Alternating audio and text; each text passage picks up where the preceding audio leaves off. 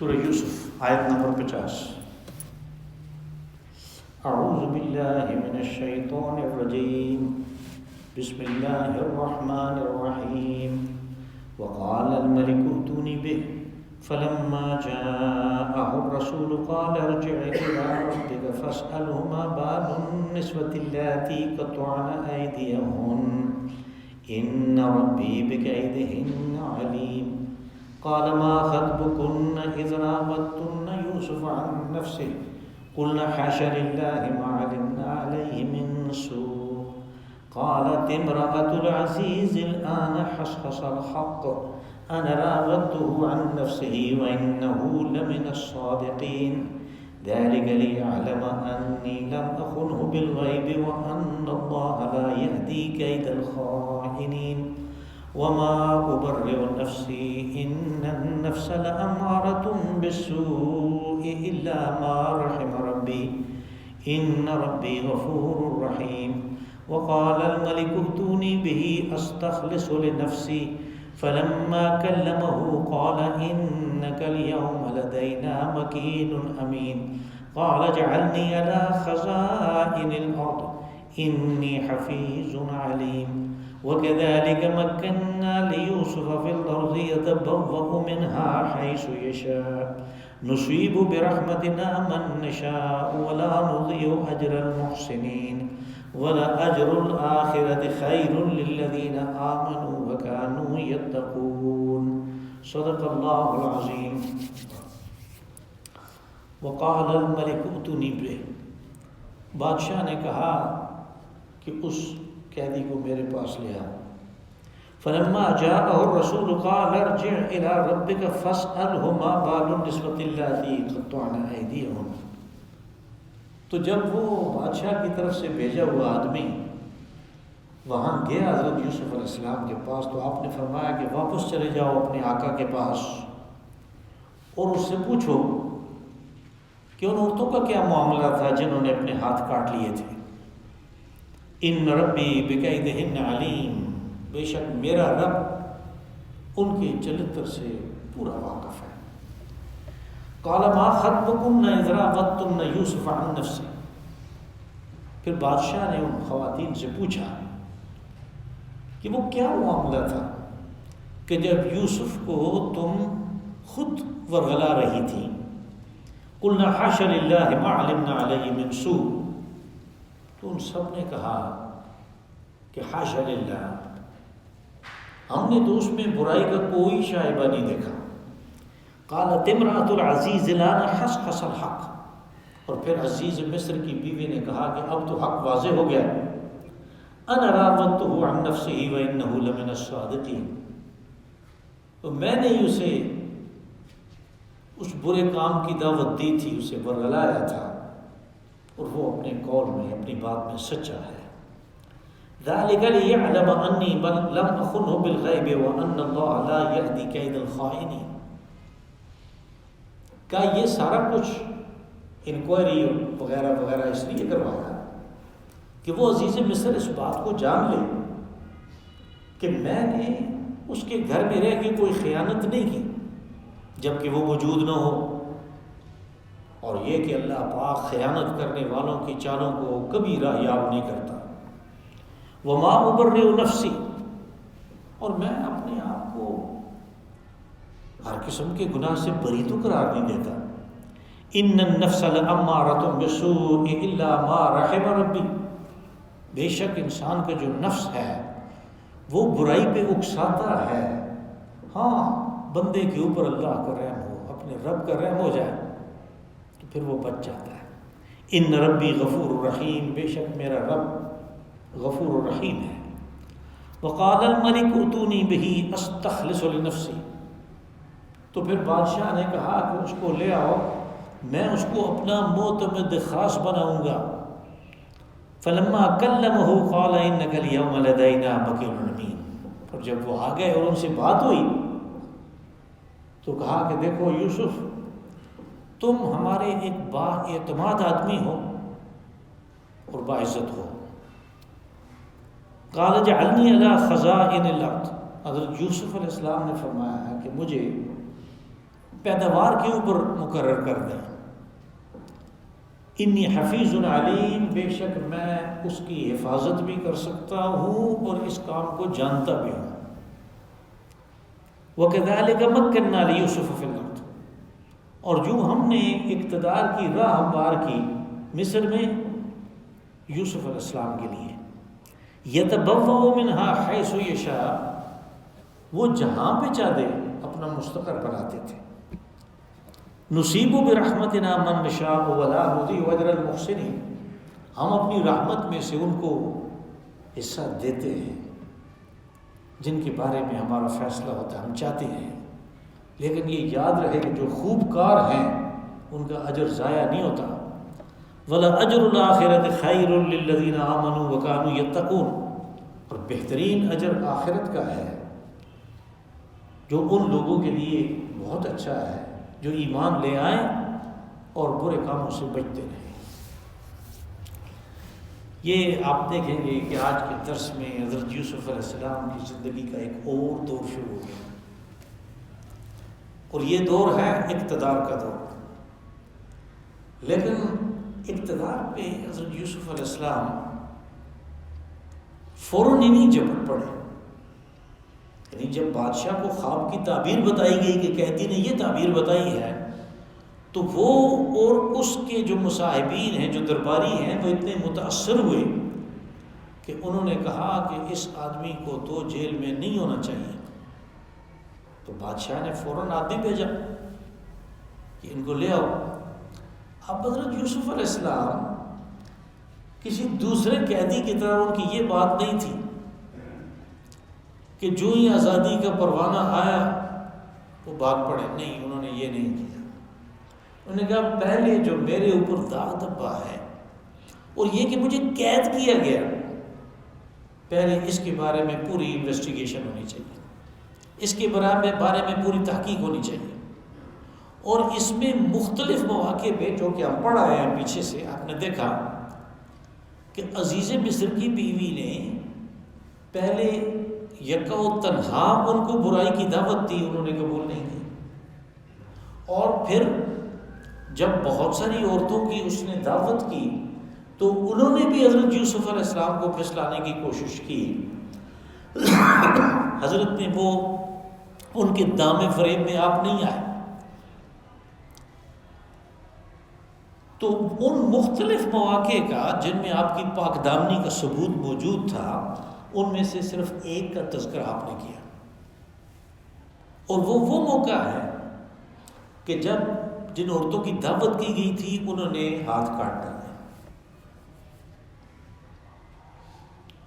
اللہ پاک نے فرمایا کہ بادشاہ نے کہا وقال الملک اتونی بہی، وقال الملک اتونی بہ، اس کو لے آؤ. فلما جاءہ الرسول، رسول اصل میں لغت میں اس کو کہتے ہیں جس کو آپ بھیجتے ہیں. اصطلاح میں رسول یعنی نبیوں میں سے جو خاص کسی قوم کی طرف مبعوث ہوتے ہیں وہ رسول ہوتے ہیں. نبی ایک جنرل ہدایت و تبلیغ کے لیے، دعوت و توحید کے لیے نبی کی بعثت ہوتی ہے. رسول کسی خاص قوم کی طرف آتا ہے، وہ اصطلاح ہے ان کے لیے. اصل میں رسول رسل یرسل بھیجنے کو کہتے ہیں. تو یہاں پہ اس کا میں نے بھیجا، یعنی اس آدمی کو بھیجا. فلما جاء الرسول، تو جب وہ آئے ان کے پاس، حضرت یوسف علیہ السلام کے پاس کہ آ جاؤ آپ کو بادشاہ بلا رہا، تو شاید اس کا خیال ہوگا کہ اٹھ کے میرے ساتھ بھاگ پڑیں گے. آپ نے فرمایا نہیں.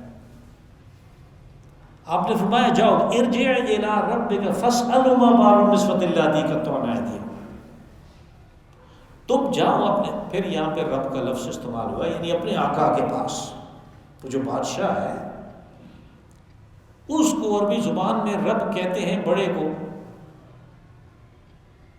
اور فارسی والوں نے اس کا ترجمہ کیا خدا. یعنی ایک تو لفظ ہے اللہ، آپ جس زبان میں جائیں وہ اللہ ہے، لیکن جو اس کی صفات ہیں وہ صفات کے ترجمے ہوتے ہیں. اب اسی رب کا جو ترجمہ ہے فارسی میں وہ انہوں نے خدا کیا.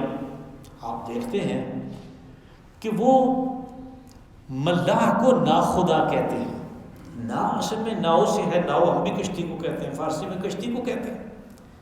تو جو کشتی کا بڑا ہے، کشتی میں جو مالک ہے، جس کا کنٹرول ہے سارا، اس کو نا خدا کہتے ہیں.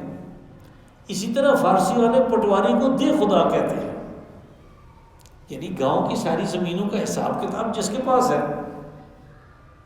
تو جیسے ہمارے ہاں وہ تو خداؤں کا ہے. اللہ حاصل قیاس یہ لفظ استعمال ہوتا ہے، یہ ترجمہ کیا فارسی والوں نے رب کا. اور پھر جب رب کی بات آتی ہے تو پھر بھی وہ خدا اس کو کہتے ہیں، جو اللہ وحدہ لا شریک ہے، رب کے معنی میں اس کو لیتے ہیں. تو کہا کہ اس کے پاس، اپنے آقا کے پاس جاؤ اور اس سے پوچھو کہ وہ عورتوں کا کیا معاملہ تھا. یعنی پوچھنے سے مراد وہ تحقیق کروائے کہ ان عورتوں کا کیا معاملہ تھا کہ انہوں نے تو مجھے ورگلانے کی کوشش کی، برائی کے اوپر اکسانے کی کوشش کی، تو میں تو اس کے دام سے بچ گیا. تو انہوں نے پھر میرے اوپر کیا الزام لگایا کہ مجھے جیل میں بھیج دیا اور میں اس طرح 7-8 سال جیل میں رہا. پہلے اس کی تحقیق ہونی چاہیے، اس لیے کہ جیسے آج کل ہے کہ کوئی جیل سے فارغ ہو کے آیا ہو تو اس کے اوپر ایک دھبا تو ہوتا ہے کہ یہ کسی جرم میں جیل گیا تھا. ظاہر ہے ہر وقت یہی ہوتا تھا، ہر زمانے میں یہی ہوتا تھا. بلکہ ہم نے تو ایسے آدمیوں کے بارے میں بھی سنا ہے کہ جن کو کسی اخلاقی جرم میں جیل ہو گئی اور جب جیل سے نکلے تو وہ اپنی غیرت کی وجہ سے وہ واپس نہیں آئے اور وہ دوسری کسی کا گمنامی کی زندگی 40-50 سال گزار دی، 60 سال گزار دی، وہ نہیں آیا واپس. تو جیل جو ہے جیسے آج کل ہے، یعنی ایک دھبا ہے اخلاق کے اوپر. بے شک بے گناہ ہی جیل کاٹا ہے، یعنی گناہ اور بے گناہ تو بعد میں ثابت ہوتا ہے نا. پہلی جو اس کی جو فیس ویلیو ہے وہ یہ ہے کہ اس نے جیل بھی کاٹی ہے. تو اس زمانے میں بھی یہی ہوگا. اس لیے آپ نے مناسب سمجھا کہ اس دھبے کو پہلے دھویا جائے کہ میرا قصور نہیں تھا، انہوں نے مجھے جیل بھیجا. اور اگر آپ کو یاد ہو تو جب یہ عورتوں والا معاملہ ہوا تھا تو اس عزیز مصر کی بیوی نے کہا تھا کہ وَلَئِن لَّمْ يَفْعَلْ مَا آمُرُهُ لَيُسْجَنَنَّ وَلَيَكُونَ مِنَ الصَّاغِرِينَ، کہ جو میں کہتی ہوں اس پہ عمل نہیں کرے گا تو ہم اس کو قید کریں گے. اب قید کرنا اس کے لیے کوئی عدالت چاہیے، اس کے لیے کوئی قانون چاہیے، اس کے لیے کوئی جرم چاہیے. جرم تو ہوا نہیں ہے اور پھر قید کرنے کا اختیار اس عورت کے پاس نہیں ہے. ہو سکتا ہے اس کا خامند کوئی جھوٹا مقدمہ بنا کے کرے، لیکن وہ خامند وہ ان عورتوں کے تابع تھے. اگر وہ تابع نہ ہوتے تو اس طرح کی بغیرت قسم کا معاشرہ جو ہے وہ تخلیق نہیں پا سکتا تھا. بس اس نے وہ کر دکھایا، انہوں نے اپنے خامند کے ذریعے سے حضرت یوسف علیہ السلام کو قید کر دیا. لیکن قید کے بارے میں اس نے دھمکی دی ہوئی تھی پہلے سے، اور یوسف علیہ السلام نے اس سے پہلے کا واقعہ بیان نہیں کیا کہ اس عزیز مصر کی بیوی سے پوچھو کہ اس نے میرے ساتھ کیا کیا. یہ نہیں کہا، اس لیے کہ آپ نے ان کے گھر میں ایک زمانہ گزارا تھا اور کچھ نہ کچھ ان کا پاس تھا. تو آپ نے ان عورتوں کی بات کی کہ ان سے پہلے پوچھو کہ مجھے جیل بھیجا گیا تو کیوں بھیجے گا. ان ربی بکیدہن علیم، میرا رب یعنی اللہ ان کی چالوں سے، ان کے چلتر سے، چال تو کسی کی بھی ہو سکتی ہے لیکن عورتوں کے چلتر ہوتے ہیں، کہا ان کی چالوں سے پوری طرح واقف ہے. لیکن لوگوں کو بھی پتہ چل جانا چاہیے کہ اصل معاملہ کیا تھا. قال ما خطبکن اذ راودتن یوسف عن نفسہ، بیچ میں کچھ چیزیں جو ہیں وہ قرینے کی موجودگی میں وہ چھوڑ دی گئیں. یعنی بادشاہ نے ان عورتوں کو اکٹھا کیا اور پھر ان سے سوال کیا. تحقیق کے لیے کوئی مقرر کیا ہوگا تو اس تحقیق کرنے والے نے یہ سوال کیا ما خطبکن اذ راودتن یوسف عن نفسہ، کہ کیا خیال ہے تمہارا، تم نے کیا کیا تھا اس وقت کہ جب یوسف کو تم خود اپنے آپ سے ورغلا رہی تھیں، برائی کی طرف بلا رہی تھیں، اس کو اکسا رہی تھیں، وہ کیا معاملہ تھا؟ قلنا حاشا للہ، قلنا جو ہے یہ قالا سے واحد جمع غائب مؤنث کا صیغہ ہے، اس کو آپ کبھی بھی قلنا نہیں کہہ سکتے، یہ ایک تجوید کی ایک بنیادی سی بات آ گئی کہ یہ ہے قلنا۔ اگر آپ اس کو قلنا کہیں تو قلنا کا کہنا ہوتا ہے ہم نے کہا، وہ جمع متکلم ہوتا ہے، یہ جمع غائب مؤنث کا صیغہ ہے، وہ سب کہنے لگیں، قلنا ان سب خواتین نے، ان عورتوں نے کہا، حاشا للہ، یہ کلمہ تنزیہ ہے، کسی کو کسی الزام سے بری کرنا ہو تو اس قسم کی بات کہی جاتی ہے، اس کا ترجمہ نہیں کیا جا سکتا۔ ما علمنا علیہ من سوء، ان عورتوں نے کہا کہ ہم نے تو اس میں برائی کا کوئی شائبہ نہیں دیکھا۔ جب یہ بات ہو گئی، ان سب نے حضرت یوسف علیہ السلام کی برات کا اعلان کر دیا، اپنے جھوٹا ہونے کا اعلان کر دیا، تو پھر ان میں سب سے معتبر تو نہیں کہنا چاہیے، ان میں سب سے زیادہ تو اس کی بات بنتی تھی جس کے گھر بہت عرصہ رہے۔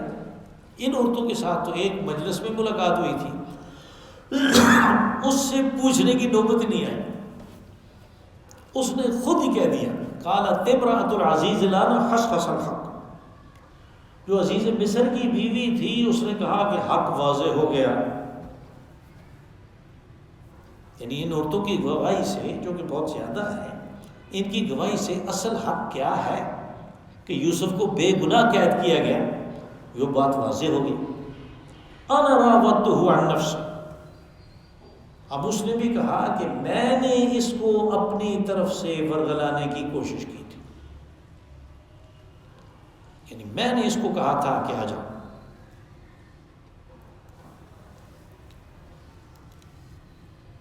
وَإِنَّهُ لَمِنَ الصَّادِقِينَ، اور اس نے جو اس وقت کہا تھا کہ اس نے مجھے ورغلانے کی کوشش کی ہے، اس نے مجھے گناہ کی دعوت دی ہے، اس بات میں یہ سچا تھا۔ ذَلِكَ لِيَعْلَمَ أَنِّي لَمْ أَخُنْهُ بِالْغَيْبِ وَأَنَّ اللَّهَ لَا يَهْدِي كَيْدَ الْخَائِنِينَ۔ اب اس میں آپ دیکھیں گے کہ اس فقرے میں واضح طور پہ فاعل نہیں ملتا، لِيَعْلَمَ، تاکہ وہ جان لے۔ کون جان لے؟ یہ کون جان لے کے بارے میں اختلاف ہے، ہمارے مفسرین جو متقدمین ہیں اور جو متأخرین ہیں ان میں اختلاف ہے، اس لیے کہ ہم اس بات کو چھوڑ نہیں سکتے کہ انہوں نے یہاں پہ یہ کہا کہ یہ عزیز مصر کا کلام ہے جو آگے چل رہا ہے، لِيَعْلَمَ، یعنی وہ کہہ رہے یہ ہے کہ بادشاہ کو بھی اس بات کا پتہ چل جائے کہ میں نے خیانت نہیں کی، یعنی عملی طور پہ خیانت ہوئی نہیں ہے، اس لیے کہ وہ بھاگ گئے۔ یہ ابن کثیر اور پرانے مفسرین میں سے کچھ لوگ ہیں، امام ابن تیمیہ، ان کا قول ہے کہ یہ آیت اور وہ پہلی آیت 13ویں پارے کی، یہ دونوں اس کے کلام کا تسلسل ہے۔ لیکن جب یعنی جو بات یہاں پہ صاحب تفہیم القرآن نے لکھی ہے اس کو میں بیان کر دوں تو سب چیز واضح ہو جائے گی۔ انہوں نے کہا کہ ان لوگوں نے، بڑے مفسرین نے یہ تو کہہ دیا کہ قرینہ موجود نہیں ہے اس کو کسی اور کی طرف منسوب کرنے کا، جبکہ قرینہ موجود ہے، اس لیے کہ یہ کلام اور اگلی آیت میں جو کچھ ہے وہ کس طرح اس عورت کی بات ہو سکتی ہے کہ جس نے گھر میں رہنے والے ایک ملازم کو دعوت گناہ دی، اس کو کہا ہے طلب، دروازے بند کر کے اس کو کہا کہ آ جاؤ، اور پھر جس نے کہا کہ میں اس کو قید کروا دوں گی، یہ اس کا کلام کیسے ہو سکتا ہے؟ یہ قرینہ موجود ہے، اس لیے کہا یہ اس کا کلام نہیں ہے۔ ذَلِكَ لِيَعْلَمَ أَنِّي لَمْ أَخُنْهُ بِالْغَيْبِ، یہ حضرت یوسف علیہ السلام کا کلام ہے۔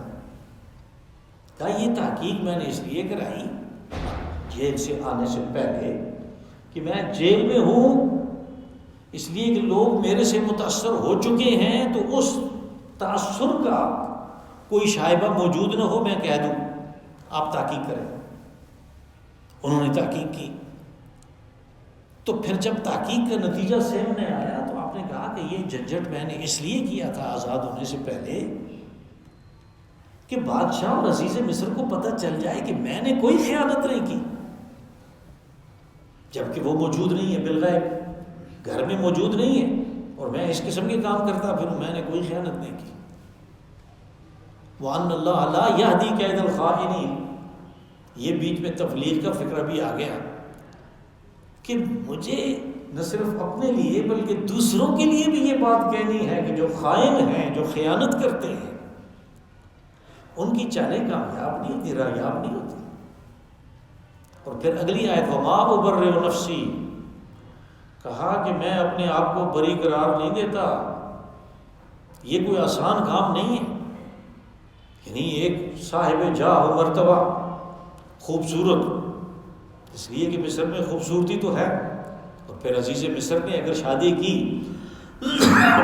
تو ظاہر ہے کسی خاص عورت سے کی ہوگی، تو اس قسم کی عورت گناہ کی دعوت خود دے، دروازے خود بند کرے. اور ایک جوان آدمی 18-19 سال کا 20 سال کا وہ کہے کہ نہیں میں اللہ سے ڈرتا ہوں، یہ کوئی آسان کام نہیں ہے. اس لیے آپ نے فرمایا وَمَا أُبَرِّئُ نَفْسِي، میں اپنے آپ کو بری قرار نہیں دیتا. یہ نہیں کہ میرے اندر وہ چیز ہے ہی نہیں ہے، یہ نہیں ہے کہ میرے پاس نفس جو ہے وہ برائی کے اوپر اکسانے والا وہ نہیں ہے، نہیں وہ ہے. وَمَا أُبَرِّئُ نَفْسِي، میں اس کو یعنی اپنے آپ کو ہر قسم کے گناہ سے بری قرار نہیں دیتا. یہ ہر عاجز آدمی کی، یہ ہر اس شخص کا قول ہے کہ جو اس بات کو سمجھتا ہے کہ یہ کوئی آسان کام نہیں ہے، برائی سے بچنا، ہر قسم کی برائی سے. اور یہ تو بڑی خصوصی بات ہے. یعنی رسول اللہ صلی اللہ علیہ وسلم نے فرمایا کہ قیامت کے دن 7 آدمی عرش عظیم کے سائے تلے ہوں گے جبکہ اور کوئی سایہ نہیں ہوگا. یوم محشر کوئی سایہ نہیں ہوگا. ان 7 میں سے ایک وہ ہے کہ جس کو کسی جوان خوبصورت عورت نے گناہ کی دعوت دی اور اس نے کہا انی اخاف اللہ، میں اللہ سے ڈرتا ہوں، میں یہ کام نہیں کرتا. وہ ان 7 میں سے ایک ہے. حدیث رسول صلی اللہ علیہ وسلم کے مطابق کہا کہ نفس کیا چیز ہے؟ ان النفس لامارۃ بالسوء. یہ جو نفس انسانی ہے یہ تو برائی کے اوپر اکسانے والی چیز ہے، یہ تو برائی پہ ہی اکساتا ہے. یہاں پہ پہلی دفعہ نفس کی ایک قسم بیان ہوئی. آپ کو یہ بعد میں کام آتا رہے گا، اس لیے کہ ہمیں تو یہ پتہ نہیں کہ ہم مکمل کر سکیں گے یا نہیں. تو یہ قرآن پاک میں یہاں آ کے نفس کی پہلی قسم بیان ہوئی، نفس امارہ. یہ وہ نفس ہے کہ جو ہر وقت برائی پہ اکساتا رہتا ہے. یعنی آدمی نکلا، کسی کے گھر میں تالا نہیں ہے تو وہ کہتا ہے، اس کو پتہ ہے کہ یہ تو چلے گئے ہیں، وہ گھس کے کوئی چیز اٹھا لیتا ہے. یہ نفس نے اس کو برائی پہ اکسایا. دفتر میں بیٹھا ہوا، کسی نے کوئی غلط کام کے لیے رشوت اس کو پیش کی، اس نے قبول کر لی. یہ اس کا نفس امارہ ہے. وہ سرکش ہے. امارہ کا لفظی معنی سرکش، یعنی وہ اللہ کے قانون کو یہ نفس تسلیم نہیں کرتا. اللہ کے قانون کو تسلیم کرنے یا نہ کرنے کا اختیار اس نے خود دیا ہے اس کو، اور اسی اختیار کا تو حساب ہونا ہے. یہ پہلی قسم ہے. دوسری قسم نفس کی بیان ہوئی نفس اللوامہ. 29ویں پارے میں ایک سورہ قیامہ ہے، وہاں پہ کہا کہ لا اقسم بیوم القیامت ولا اقسم بالنفس اللوامہ. یہ نفس لوامہ وہ ہے کہ جب وہ برائی کر بیٹھتا ہے، نفس امارہ کے اکسانے پہ جب آدمی کوئی کبیرہ گناہ اس سے سرزد ہوتا ہے تو وہ نفس اس کو ملامت کرتا ہے کہ یہ تو آپ نے ٹھیک نہیں کیا. امارہ وہ تھا کہ وہ خوش ہے کہ میں نے سکسیسفلی، کامیابی سے میں نے یہ برائی کا کام کر لیا، اور جب موقع ملتا ہے تو اپنے دوستوں میں اس کو ایک سکسیس سٹوری کے طور پہ بیان کرتا ہے. لوامہ وہ ہے کہ اس نے برائی کی لیکن اس کا نفس اس کو ملامت کرتا ہے کہ یہ تو ہم نے اچھا نہیں کیا. یہ وہ نفس ہے کہ اگر اس کی یہ پرورش کرتا رہا، اگر اس کی بات کو مانتا رہا تو یہ ایک دن اپنا رخ تبدیل کر لے گا، اور وہ جو امارگی ہے، جو اس کے اندر سرکشی ہے، یہ اس پہ قابو پانے میں کامیاب ہو جائے گا۔ پھر کیا بنے گا؟ پھر اس کا نفس جو ہے وہ نفس مطمئنہ بنے گا۔ سورہ فجر کے آخر میں کہا یا ایتھا النفس المطمئنہ ترجعی الی ربک راضیۃ مرضیہ، کیا نفس مطمئنہ، یعنی اس نے برائی نہ کر کے اطمینان حاصل کیا، کوئی اچھا کام کر کے اس کو اطمینان حاصل ہوا، اچھے کام کے انتظار میں رہا۔ مثال کے طور پہ ہم تو اسی کو اچھا کام سمجھتے ہیں، نماز ہے،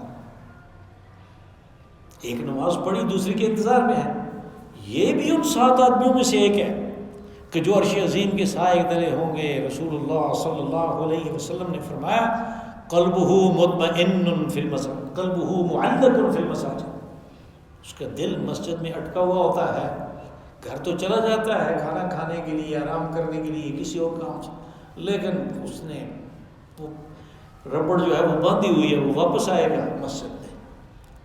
یہ نفس مطمئنہ ہے، اس کے بارے میں کہا کہ فادخلی فی عبادی وادخلی جنتی، تیرا کیا حساب ہونا، تو میرے بندوں میں داخل ہو کے جنت کے اندر چلا جا، اس مارچ میں شریک ہو جا جو جنت کو جا رہے ہیں۔ یہ 3 قسمیں ہیں۔ الا ما رحم ربی، کہا یہ تو اللہ کا رحم ہے، اس کا فضل و کرم ہے کہ اس نے گناہ سے بچنے کی بندوں کو توفیق دی ہے۔ اب اللہ کا رحم اس طرح اس کی تقسیم نہیں ہے کہ اس کو دو اور اس کو نہ دو، نہیں، اس کے لیے آدمی اس کو اپنا استحقاق پیدا کرتا ہے۔ وہ صبر جو حضرت یوسف علیہ السلام نے کیا، یہ اس کے استحقاق کی بنیاد ہے۔ بس اللہ نے رحم کیا، ہر قسم کی دعوت گناہ سے وہ بچتے رہے۔ الا ما رحم ان ربی غفور رحیم، کہا کہ اس کے باوجود اگر بندے سے کوئی چھوٹا سا گناہ سرزد بھی ہو جاتا ہے تو پھر رب غفور رحیم ہے، اس لیے کہ یہ اس نے صغیرہ بے شک گناہ کیا، یہ اس کے اوپر ملامت کرتا ہے نفس اس کو، اور یہ توبہ کرتا ہے۔ توبہ کا نتیجہ یہ نکلتا ہے کہ گناہ اس کا معاف ہو جاتا ہے، وہ معاف ہو گیا، اس کو تو نہیں پتا معاف ہوا ہے کہ نہیں، یہ پھر توبہ کرتا ہے، اس کو ثواب ہوا، وہ یہ پھر توبہ کرتا ہے، حتیٰ کہ یہ ساری زندگی توبہ کو شعار بنا لیتا ہے۔ اللہ پاک نے فرمایا اولئک یبدل اللہ سیئاتہم حسنات، یہ وہ لوگ ہیں کہ جن کی برائیاں ہم نیکیوں میں تبدیل کر دیتے ہیں، یعنی برائی تو ختم ہو گئی، پھر بھی وہ استغفار کرتا رہا تو اس کو نیکیاں ملتی رہی، گویا وہ برائی جو ہے وہ سبب بن گئی اس کی نیکیوں کے پلڑے میں وزن ڈالنے کا۔ یہ ہے غفور الرحیم کہ وہ بخشنے والا مہربان ہے، اس نے گناہ بھی بخش دیا اور بھی بہت کچھ عطا کر دیا۔ فلما کلم وقال الملک ائتونی بہ استخلص لنفسی، جب یہ سارا معاملہ بادشاہ کے سامنے بالکل واضح ہو گیا تو اس نے کہا کہ اب اس کو لے آؤ، میں اس کو اپنا معتمد خاص بناؤں گا۔ استخلص لنفسی، خالص جو ہے وہ اسی سے ہے، یعنی خالص اپنے لیے، ایک ہوتے ہیں نا جیسے پرسنل اسسٹنٹ، میں اس کو رکھوں گا۔ فلما کلمہ قال انک الیوم لدینا مکین امین، جب وہ ان کو لے آئے اور بادشاہ نے ان سے بات کی تو پھر بادشاہ کو پتہ چلا کہ جو ہم سمجھے تھے یہ وہ نہیں ہے، یہ تو اس سے بھی بہت آگے ہے، اس کے اندر تو اور بہت سی صفات ہے۔ تو بادشاہ نے کہا کہ اب تم صاحب اقتدار و مکین، یہ اقتدار کے لیے یہ لفظ استعمال کرتا ہے، الذین ان مکناہم فی الارض، سورہ حج میں فرمایا کہ وہ لوگ جنہیں ہم اقتدار بخشتے ہیں تو وہ کیا کرتے ہیں، اقاموا الصلاۃ وآتوا الزکاۃ وامروا بالمعروف ونہوا عن المنکر، وہ اس اقتدار کو استعمال کرتے ہیں 4 محکمے بنانے کے لیے، وہ 4 ڈپارٹمنٹ، 4 ادارے قائم کرتے ہیں، نماز کا ادارہ، زکوٰۃ کا ادارہ، امر بالمعروف اور نہی عن المنکر کا ادارہ، یہ 4 ادارے قائم کرتے ہیں۔ مکنہ اقتدار بخشتے ہیں، کم مکین یعنی تیرے پاس اقتدار بھی ہے اور امین کہ تو صاحب امانت بھی ہے، یعنی جن چیزوں میں امانت کی ضرورت ہے وہ ہم تیرے سپرد کریں گے۔ قال اجعلنی علی خزائن الارض، حضرت یوسف علیہ السلام نے فرمایا کہ مجھے جو زمین کی پیداوار ہے، زمین کی یا اور بھی کوئی بھی جو پیداوار ہے، خزائن الارض، ان کے اوپر مجھے مقرر کر دیں، یعنی پیداوار جو ہے وہ اگر میرے پاس آتی ہے تو میں یہ جو قحط کے سال آگے آ رہے ہیں ان میں صحیح انتظام کرتا ہوں۔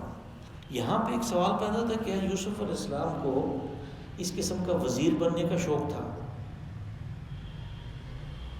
بات یہ ہے کہ آپ کو پتہ ہے کہ رسول اللہ صلی اللہ علیہ وسلم کو مکہ میں اقتدار کی پیشکش ہوئی، قریش نے سب سرداروں نے مل کے کہا کہ ہم آپ کو بادشاہ بناتے ہیں۔ اب بڑی آج کے دور میں یہ ہمارے لیے سمجھنے سے باہر ہے کہ آپ نے کیوں قبول نہیں کیا؟ آپ بادشاہ بنتے اور اس بادشاہت کے زور پہ توحید کو نافذ کرتے، پولیس کے ذریعے بتوں کو باہر نکالتے، لوگوں میں وہ چیز جو ہے وہ عام کرتے جس کی آپ گڑ گڑا کے تبلیغ کر رہے تھے۔ یہ آپ نے نہیں کیا، آپ نے کہا کہ میں یہ اقتدار قبول نہیں کرتا، جبکہ یوسف علیہ السلام نے اقتدار قبول کیا۔ اس میں ایک بنیادی فرق ہے، وہ یہ ہے کہ یوسف علیہ السلام جو کام کرنا چاہتے تھے وہ اقتدار کے بغیر نہیں ہوتا، اور وہ محدود تھا، وہ محدود قسم کا کام تھا، یعنی مصر میں جو نبوت اور رسالت کا کام ہے وہ بغیر اقتدار کے کیسے ممکن ہے؟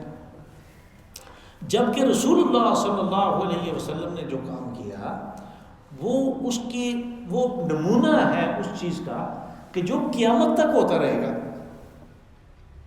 یعنی جس طریقے پہ جس منہج پہ آپ نے ریاست قائم کی اس منہج پہ چل کے ریاست اسلامی قائم ہوگی۔ اگر آپ اقتدار قبول کرتے تو اس کا مطلب ابھی تو دنیا میں صرف اسلام جو ہے وہ اقتدار کی جنگ لڑ رہا ہوتا۔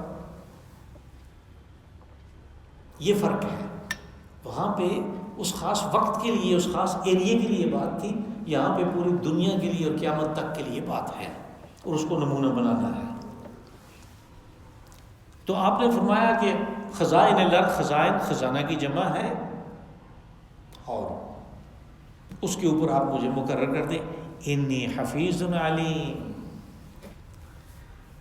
آپ نے اس کے لیے اپنا میرٹ پیش کیا، اور یہ میرٹ ہے، یعنی کسی کو وزیر بنانے کے لیے، کسی کو معتمد بنانے کے لیے، کسی کو کوئی عہدہ دینے کے لیے یہ اصل میرٹ ہے کہ جو کام ان سے حوالے کیا گیا اس میں جو اختیارات ہیں ان کا ناجائز استعمال نہ ہو، جو چیز اس کے پاس ہے اس کی وہ حفاظت کر سکے، اس لیے کہ وہ قومی امانت ہے۔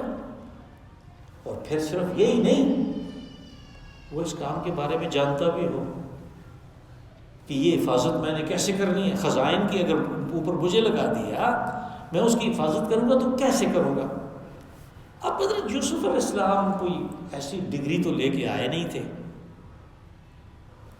آپ تو جیل سے آئے تھے، جبکہ ہو سکتا ہے مصر میں اور بڑے دانا لوگ بادشاہ کے درباری وغیرہ ہوں، تو یوسف علیہ السلام کیسے دعویٰ کرتے ہیں کہ انی حفیظ علیم؟ اس لیے کہ وہ رسول ہیں اور وہ اس بات کو جانتے ہیں کہ رسول اپنے وقت کا سب سے بڑا عالم ہوتا ہے، اس سے بڑا علم کسی کے پاس بھی نہیں ہوتا، اس لیے کہ وہ علم اس کو اللہ کی طرف سے ملتا ہے، تو اس لیے وہ کہہ رہے ہیں کہ میں جانتا بھی ہوں۔ اور اس کی یعنی یہ تو خزائن کی بات آئی تو آپ نے حفیظ کہا، لیکن یاد رہے کہ قرآن حکیم نے جو عمومی میرٹ ہے اس کا بھی تذکرہ کیا سورہ قصص میں کہ کسی کو عہدہ دینے کے لیے اصل میرٹ کیا ہے، کہ موسیٰ علیہ السلام جب مدین میں تھے تو آپ نے ان 2 لڑکیوں کو پانی پلایا، ان کی بکریوں کو پانی پلایا، وہ واپس آئی، آپ کو لے گئی، تو حضرت شعیب سے علیہ السلام ان سے بات چیت ہوئی، تو ایک لڑکی نے یہ کہا کہ آپ اس کو رکھیں، آپ کو ملازم کی ویسے بھی ضرورت ہے بکریاں چرانے کے لیے اور دوسرے کاموں کے لیے، اس لیے کہ بہت بوڑھے ہو گئے تھے۔ کہا کہ یا ابت استاجر ان خیر من استاجرت القوی الامین، کہ جس کو آپ رکھیں کسی کام کے لیے، کسی عہدے پہ فائز کریں، تو وہ القوی ہونا چاہیے، یعنی اس عہدے کے لیے جس قسم کی صلاحیت کی ضرورت ہے وہ اس میں ہو، ساتھ امانت دار ہو۔ یہاں پہ خزائن کی بات ہے تو پھر حفاظت کا معاملہ ہے، یعنی وہ القوی جو ہے وہ یہاں پہ حفیظ ہو جائے گا۔ میرٹ وہی ہے کہ وہ جس کا جو کام اس کے حوالے کیا گیا اس کو کرنے کی صلاحیت رکھتا ہو۔ اب چونکہ قرآن حکیم نے میرٹ دے دیا، میں نے آپ کے سامنے واضح کر دیا، ہم نے میرٹ کا خیال نہیں رکھا، ہم نے ان لوگوں کو آگے بھیجا کہ جو ان پڑھ، جاہل، گالیاں بکنے والے، اور آپ نے دیکھا کل اور آج کیا کیا انہوں نے اسمبلی میں، وہ اس لیے ووٹ لے کے جاتے ہیں، حالانکہ ان کا جو سلاٹ ہے کہ قومی اسمبلی کے ممبر نے کیا کرنا ہے، صوبائی اسمبلی کے ممبر نے کیا کرنا ہے، سینٹ نے کیا کرنا، آئین میں دیا ہوا۔ مجھے پکا یقین ہے کہ ان میں سے 90% کو یہ پتہ نہیں ہے، نہ انہوں نے کبھی پڑھا، نہ پڑھایا کسی سے، نہ سنا کہ بھائی میرا کام کیا ہے۔ اس کا کام ہے کرپشن کرنا۔ تو یہ وہاں پہ پہنچے، میرٹ تو تھا نہیں، نتیجہ ہمارے سامنے۔ نتیجہ کیا نکلا کہ ایک وسائل سے بھرپور مالا مال ملک جو ہے وہ تباہی کے دھانے پہ پہنچ گیا، اور بالکل یعنی جس کو راک باٹم کہتے ہیں، اتنا لڑکنی کا سفر کیا کہ اب اس سے آگے ہے ہی کچھ نہیں، راک باٹم پہ پہنچ گیا، اس لیے کہ میرٹ کا ستیہ ناش کر دیا۔ یہ ہے میرٹ۔ وَكَذَلِكَ مَكَّنَّا لِيُوسُفَ فِي الْأَرْضِ، ارض سے مراد زمین مصر ہے۔ کہا یوں ہم نے اقتدار کی راہ ہموار کی حضرت یوسف علیہ السلام کے لیے کہ وہ بادشاہ کے معتمد خاص ہو گئے، پھر خزائن کے اوپر بھی ان کو مقرر کر دیا، اور بلکہ تورات کے یعنی بائبل کے بیان کے مطابق بادشاہ نے کہا کہ آج سے تیرا اختیار ہوگا سارا، میں تو چونکہ بزرگ تر ہوں اس لیے میں بادشاہ رہوں گا، لیکن کوئی شخص تیرے حکم کے بغیر نہ جا سکتا ہے نہ آ سکتا ہے، ہر ایک پہ تیرا حکم نافذ ہوگا، یعنی مکمل اقتدار ان کو مل گیا۔ صرف بادشاہ جو ہے ایک زندہ اس کے طور پہ کہ میں بادشاہ ہوں، اس نے اپنے آپ کو رکھا۔ پھر جب وہ مر گیا تو حضرت یوسف علیہ السلام تخت پہ بیٹھ گئے، اور بادشاہت کی انہوں نے، جیسے آگے یہ بات آئے گی کہ حضرت یوسف علیہ السلام نے فرمایا کہ رب قد آتیتنی من الملک، یا رب تو نے مجھے بادشاہت عطا کی۔ معلوم ہوا کہ بادشاہ بن گئے تھے، اور اسی طرح 2-3 آیتیں اور بھی آئیں گی جو ان کی بادشاہت کو یعنی اقتدار اعلیٰ کو ثابت کرتی ہے۔ یتبوأ منہا حیث یشاء، ان کی بادشاہت کا کہ سارے اس متمدن مصر میں تھی جہاں وہ چاہتے اپنا مستقر بناتے۔ نصیب برحمتنا من نشاء، کہا کہ ہم اپنی رحمت سے جس کو چاہتے ہیں حصہ دیتے ہیں۔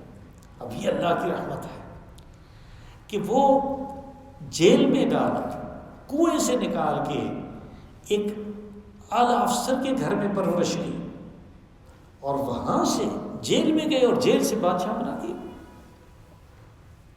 اس کے ہاں جو اس کے امور ہیں ان کے اوپر وہ غالب ہے، وہ پوری طرح یعنی اس کو کر گزرتا ہے، جیسے سورہ طلاق میں فرمایا کہ واللہ غالب علی امرہ، یہاں اس صورت میں بھی پہلے یہ آیت گزر چکی کہ اللہ اپنے امور میں غالب ہے۔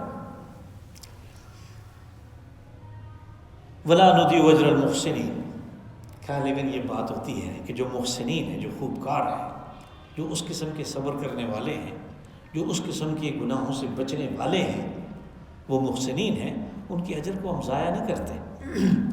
ولا اجر الاخرۃ خیر للذین آمنوا وکانوا یتقون، یہ آیت بڑی خاص ہے اس لیے کہ یہاں پہ ہر آدمی جہاں تک پہنچ کے حیران ہو جاتا ہے کہ وہ بادشاہ بن گئے، اتنا زبردست ملک ہے، اس میں اقتدار ان کو مل گیا، تو پھر ضروری ہوا کہ تمام لوگوں کے پڑھنے والوں کے، قرآن پاک پڑھنے والوں کے ذہن کو صاف کر دیا جائے کہ یہ دنیا کا اقتدار، یہ بادشاہتیں، یہ مناصب، یہ عہدے اور یہ مال و دولت، یہ کچھ بھی نہیں، اس لیے کہ عارضی ہے۔ جو مستقل چیز ہے وہ آخرت ہے، وہاں پہ جو ملے گا وہ ہمیشہ ہمیش کے لیے ہے۔ اس لیے ساتھ میں یہ بات کہہ دی کہ وَلَأَجْرُ الْآخِرَةِ خَيْرٌ لِّلَّذِينَ آمَنُوا وَكَانُوا يَتَّقُونَ، کہ آدمی میں دو چیزیں ہونی چاہیے، ایمان اور تقوی، برائی سے بچنے کا جذبہ اور اللہ کو وحدہ لا شریک ماننے کی بات، یہ ہو تو اس کو آخرت میں اجر ملے گا، بے شک قید میں ہو، فقیر ہو، امیر ہو، اقتدار میں ہو یا رعایا ہو، جو کچھ بھی ہو، اس کو وہ آخرت کا اجر ملے گا جو ہمیشہ ہمیشہ کا ہے۔ اللہم صلی وسلم وبارک وانعم علی عبدک ورسولک ونبی